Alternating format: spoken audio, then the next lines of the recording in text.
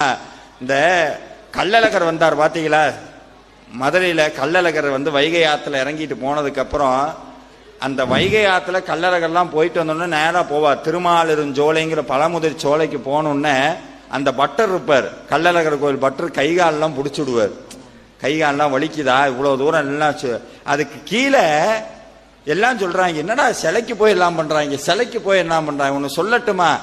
எப்போ நல்லா வார்த்தையை கவனிக்கணும். எப்போ இந்த வேலுக்குள்ள நமக்கு முருகன் தெரியலையோ, எப்ப சிலைக்குள்ள கடவுள் தெரியலையோ, நமக்குள்ள மனித தன்மை இல்லைன்னு அர்த்தம்.